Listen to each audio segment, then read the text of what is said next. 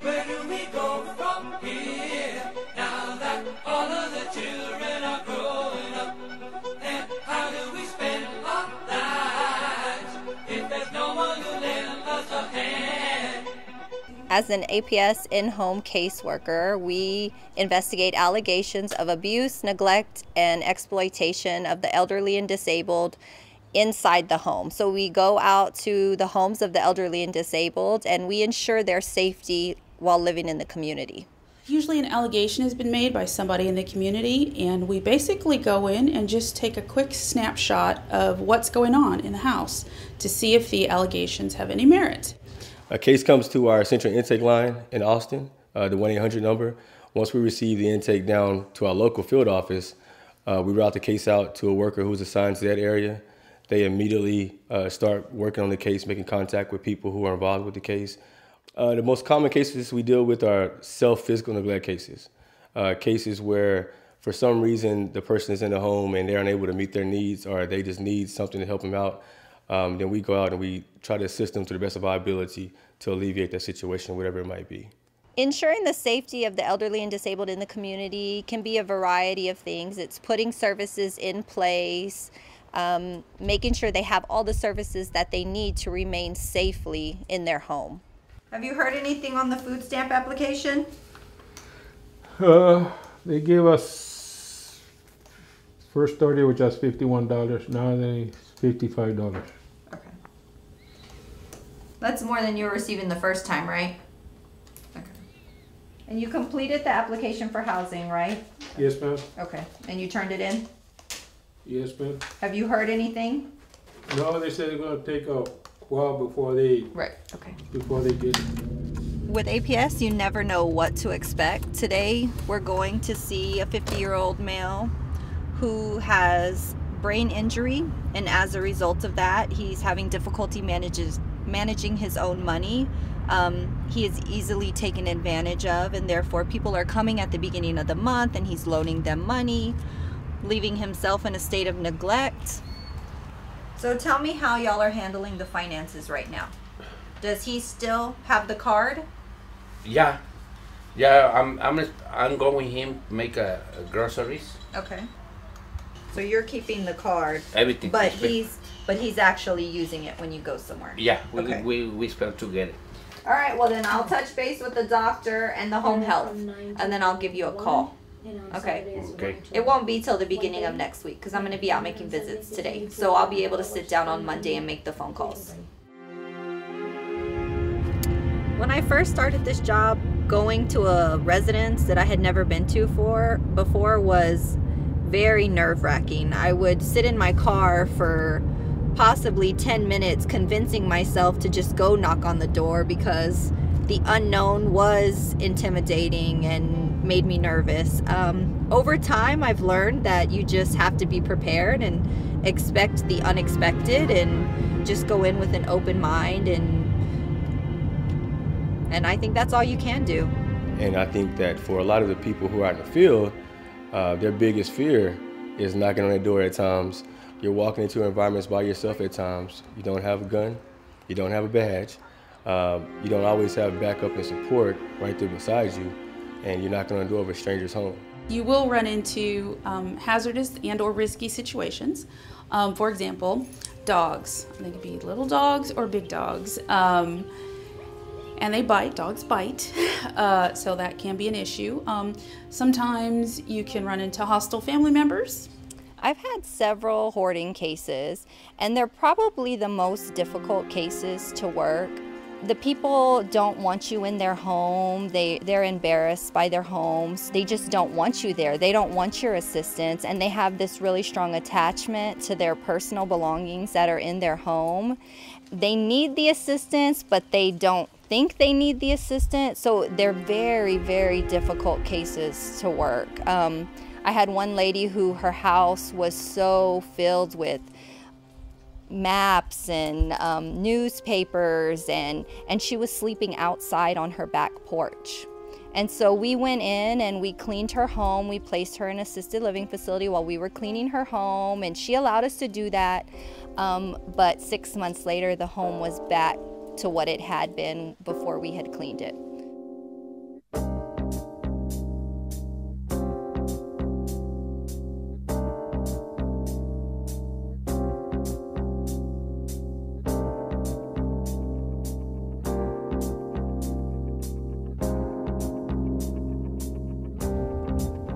With this job, I spend most of my days in the car, either driving to a client's house or documenting.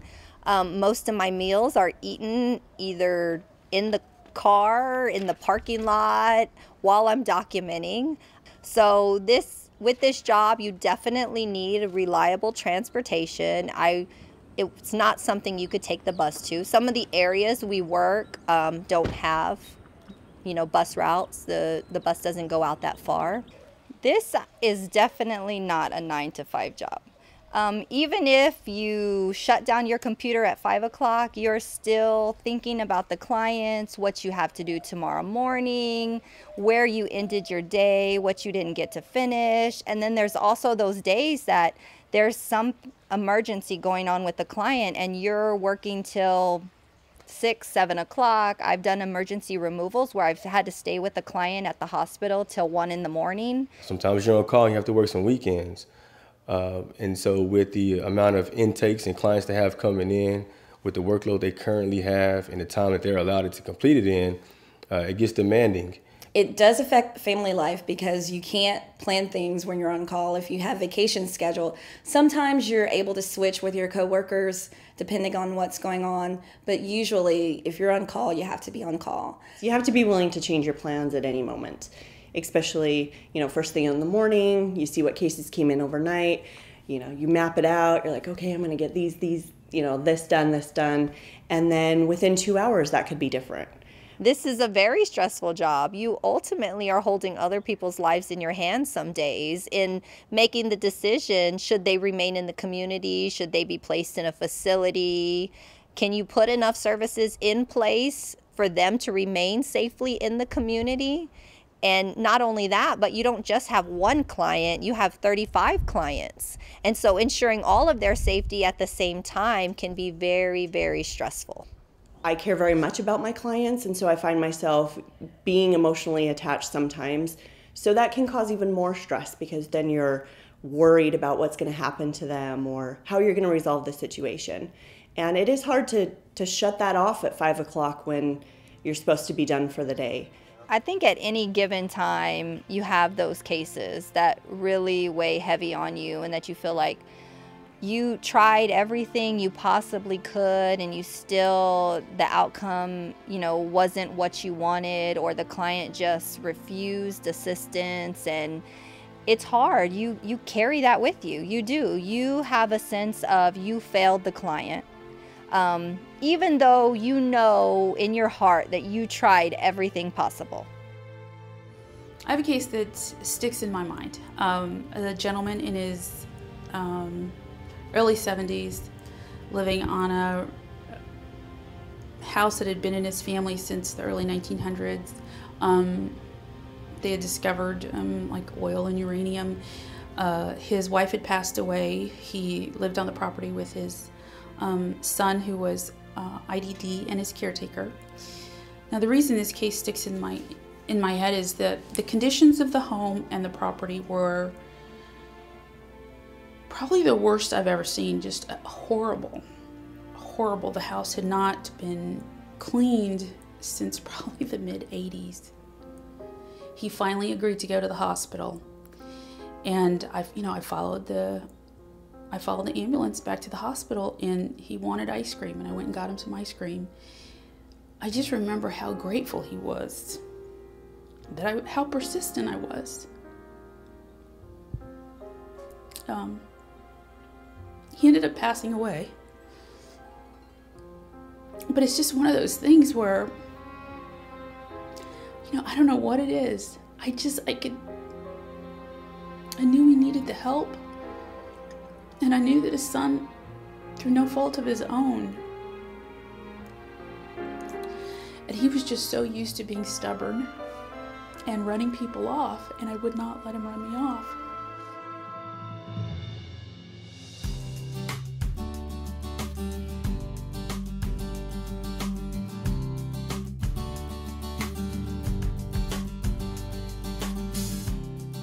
Before you start carrying a caseload with Adult Protective Services, we send you through a litany of trainings, including being active in the community with completing shadow activities or activities with tenured workers, You get a mixture of computer-based trainings, classroom trainings, on-the-job trainings with tenured workers, and then some independent training by yourself where you actually go out and take some cases.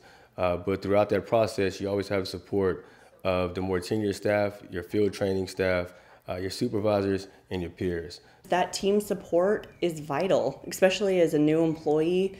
I've been here almost a year and I still am constantly depending on my teammates just to answer questions, to run past ideas. Sometimes we're in situations that are taking all day and we've got something else that needs to be done, and it's really nice to be able to say, hey, can somebody make this phone call for me? Or, you know, and then in return, when somebody needs that, you know, you've got to be able to give that back. But I could say that that's definitely an important part of this job, and I don't know that I would be successful without it. I turn to my coworkers. I turn to the people who understand the job that I do and have had those same days that I have and have had those same bad outcomes. And I turn to them. I call them and I talk it out with them, and they give me words of encouragement or support, and then I'm able to move on.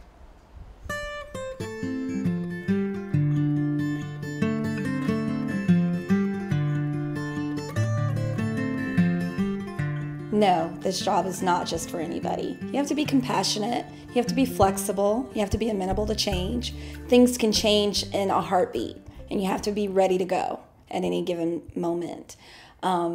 You have to be highly organized and highly motivated. You have to be a person who knows and can work well independently and be willing to adjust with changing situations. With these cases, at 1 minute, someone is perfectly fine, and we think that we put things in place to make sure they're safe and they're secure.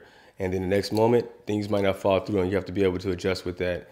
I think the patience is another really important thing. Again, because you have to be able to, you know, take time sometimes for these people and listen to them, listen to their stories, listen to what's going on so that you can build that rapport.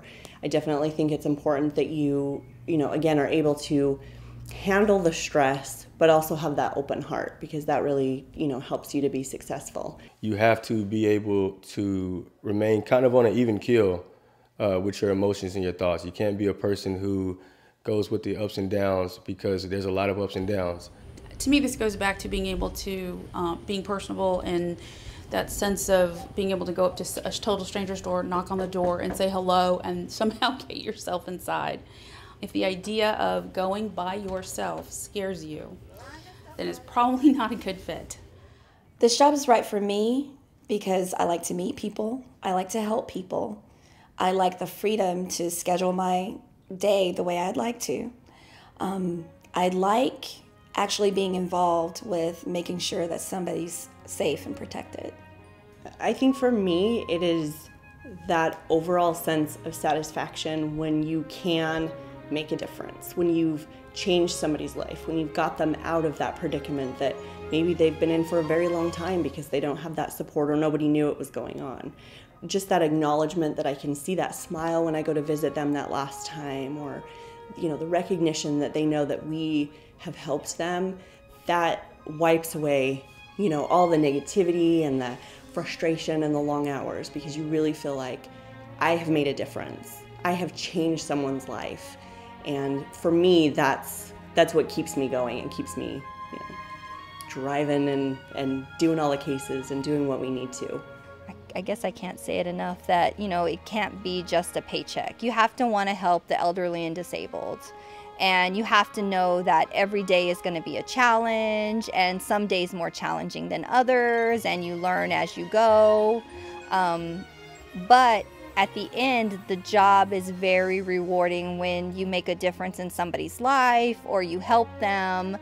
And there are going to be days that you're very frustrated, and then the next day you're going to do something and a client's going to call you and thank you, and it's going to make all the difference in the world. So while the job can be very frustrating and challenging, it's also very self-rewarding to know that you're helping somebody.